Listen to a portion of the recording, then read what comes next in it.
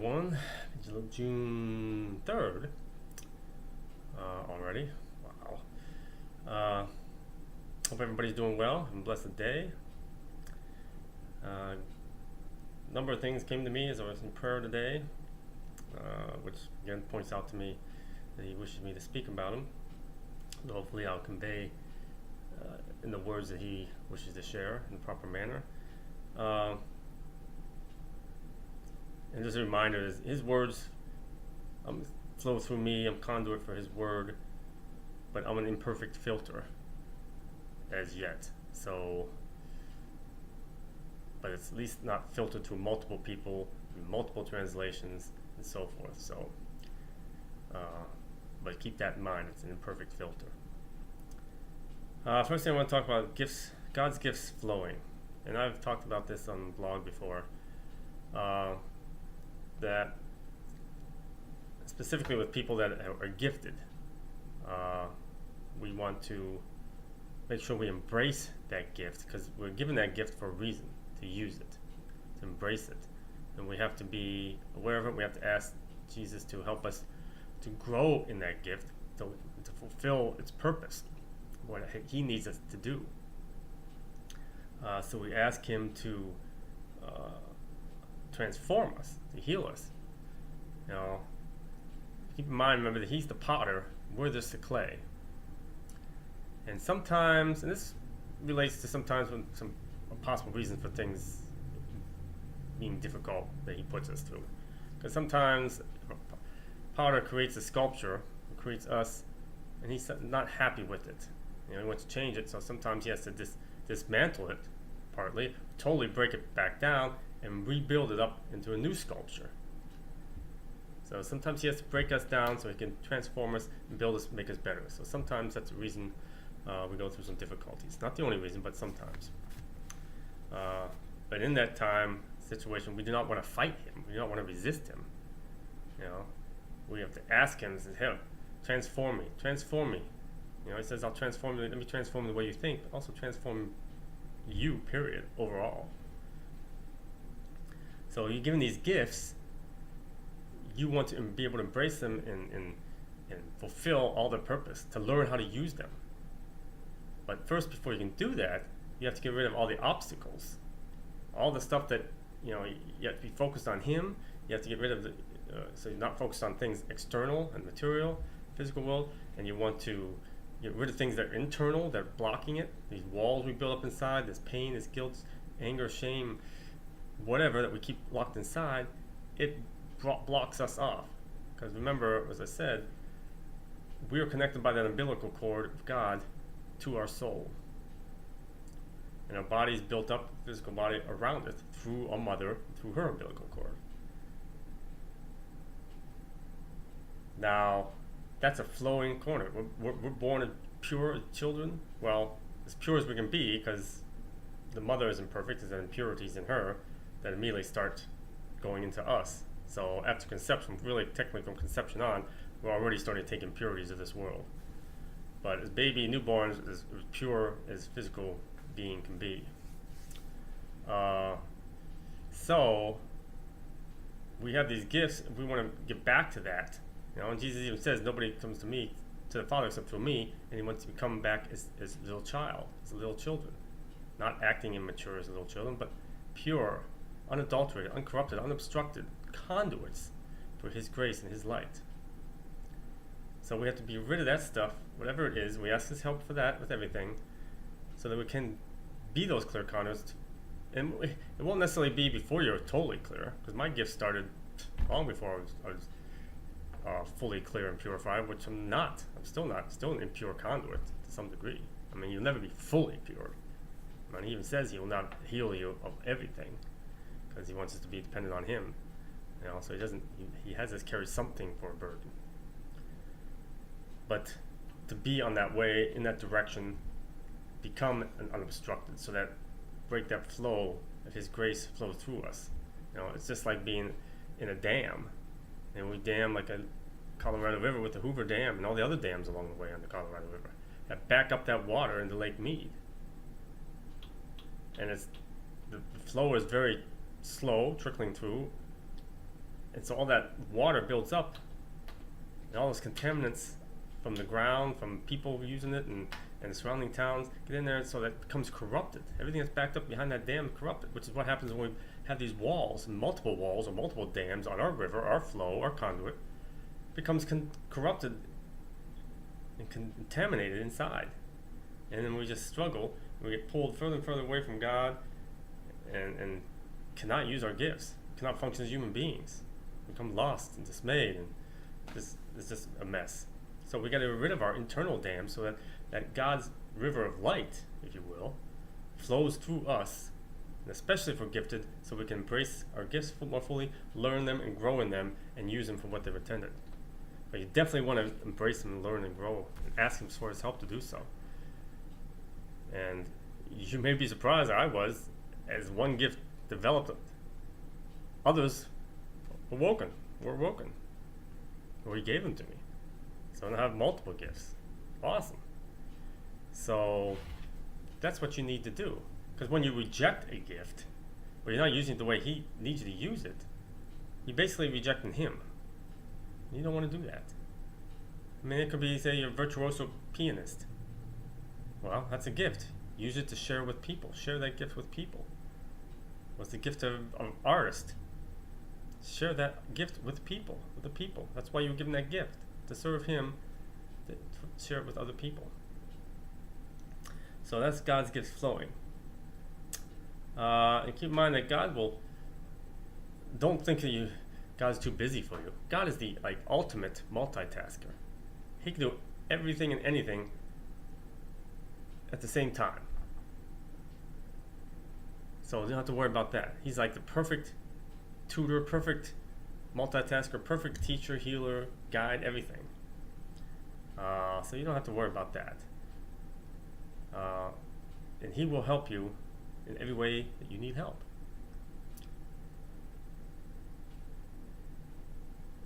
Now, another thing I want to talk about was a little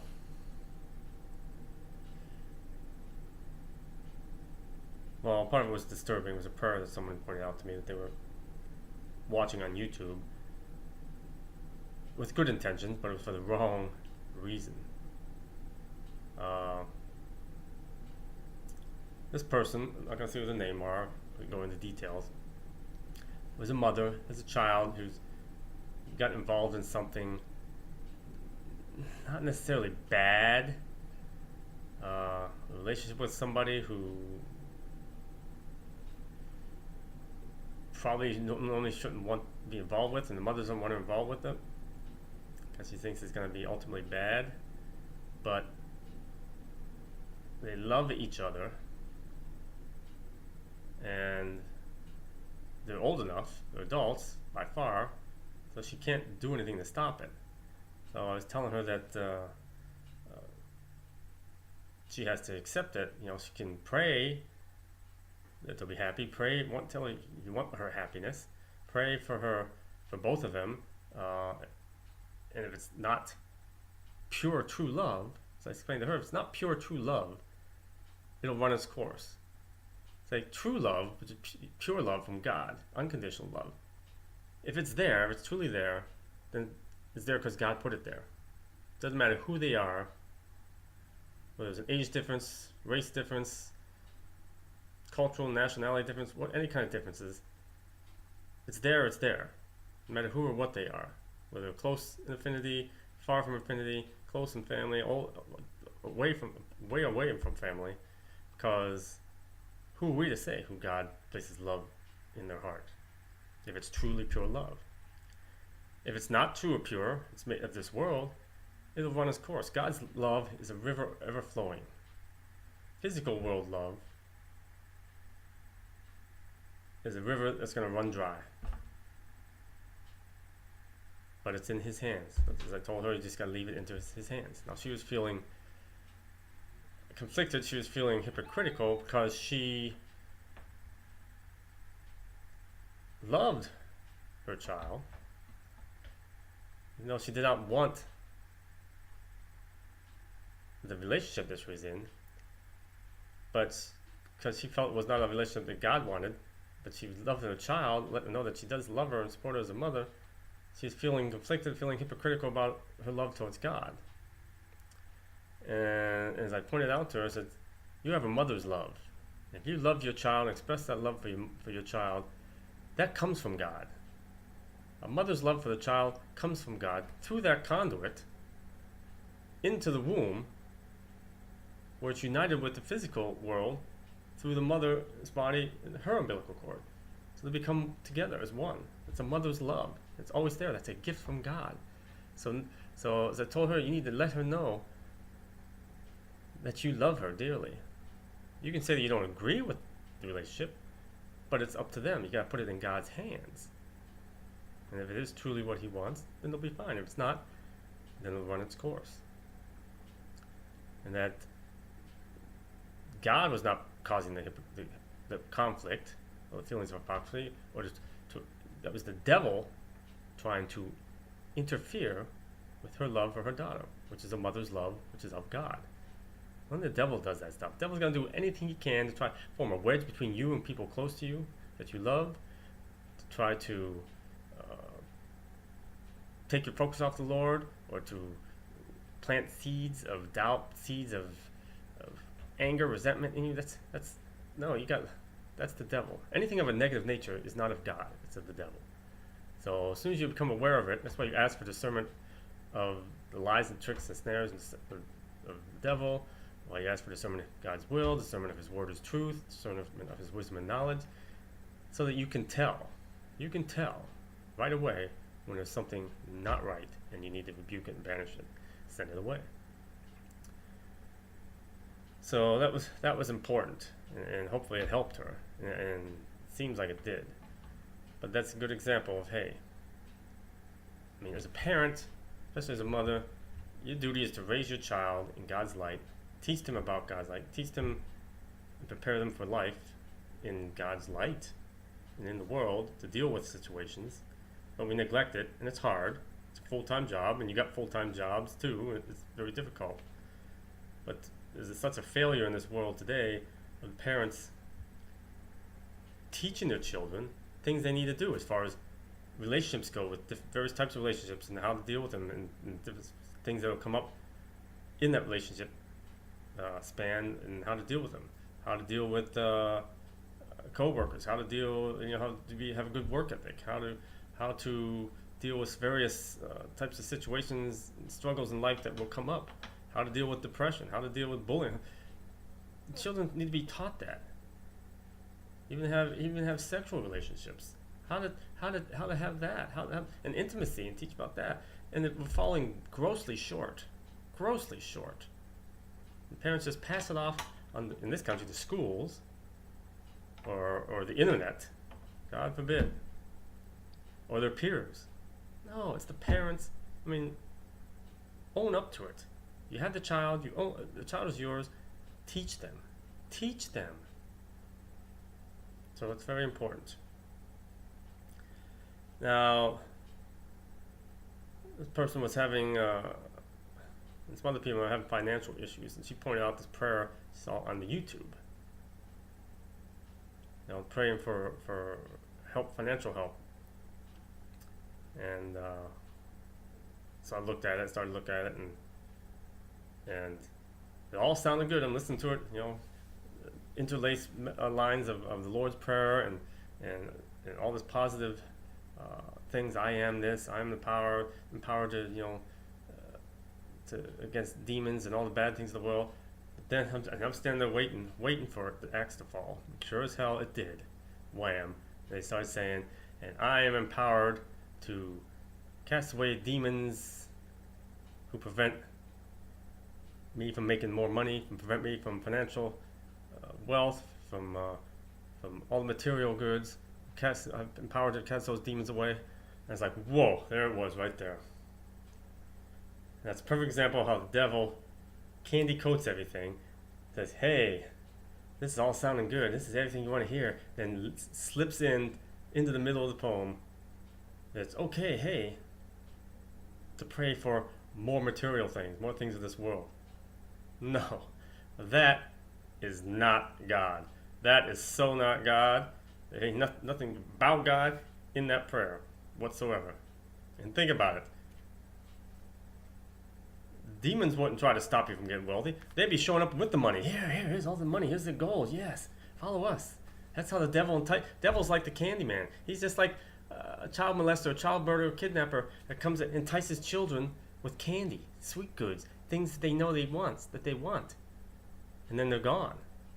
That's how the devil entices the children of God. Here, it's okay. Come on, pray for this, and I'll help you. I'll help you get wealthier and wealthier and wealthier, and all the things you want, the cars and the houses and the women and the men and yada yada yada. That is not God. That is so not God. God promised to provide all that you need in life, not what you want. God is God of needs, not wants. Devil is for your wants. He promised you to give you everything you want. He promised you to give you things in this world. God is spirit. He created this world and everything belongs to him. Everything you have belongs to him. Your houses, your cars, the things that you think you attained on your own, they belong to God. You ain't taking them with you. He's allowing you to have them. He's letting you have them. And he don't want you to have them. He's take them away from you. At the end of the world, end of your life, whatever. Take them, because he ain't going with you. They are not going with you. They are not of God. I mean, they're not gifted to you from God. They belong to God. Everything does. Nothing belongs to you. Oh, I worked hard for it. Well, who gave you that work ethic? Who gave you the brain to attain that stuff?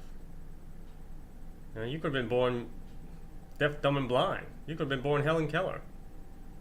You could have been born autistic. You could have been born quadriplegic. You could not have been born at all. Nothing you have in this world belongs to you. Period. So for someone to say that, hey, we'll give you all you want. It's okay to ask for all you want. No. That is not God. That is not of God. That's how prosperity theology, that's how so many out there preach and teach. No, that is not of God. It's false. It's deception. It's lies. Period. It's the devil. Plain and simple. You agree with it, don't agree with it, don't matter. It doesn't change the fact. Doesn't change the fact. You look up at the blue sky, I don't care what you say, it's green, black, purple, it's still blue sky. Doesn't change it. So be careful who you listen to and what you're praying for. You can't pray. You can pray for, Lord, if you're struggling and you're poor, Lord, help us to get by. Just give us what we need to get by. Take care of my family. He may, if you're totally humble and totally faithful, he may give you the lottery. He may not. You may have something happen. He may not. For example, when I got ready to leave Las Vegas, I had to take my car to get fixed, to get worked on. It cost me $3,200. Ooh, that stung. But when it came time to leave, right before it came time to leave, out of the blue, $3,200 came into my pocket. From who of all people? The bank, who I got rid of my condo through, gave me $3,200 to move. Out of the blue. So God replaced it. He gave me what I need. Something happened, take the money away. He replaced it. I didn't ask for it. He replaced it. God will give you everything that you need. Trust in Him. Trust in Him. So that was a lot to talk about, and did it pretty fast actually. So food to think about. And be careful who you listen to. Be careful what you're asking for. That you're asking the right thing and asking the right being. So God will take care of you. Take care of you. Just give that control to Him and trust in Him. Because He loves you. He loves you. He's your Father. He loves you. So leave that with that for today. Hope it made sense to everybody. Hope it helped everybody. And if you didn't agree with any of it, that's okay too. God loves you. God bless. Have a good day.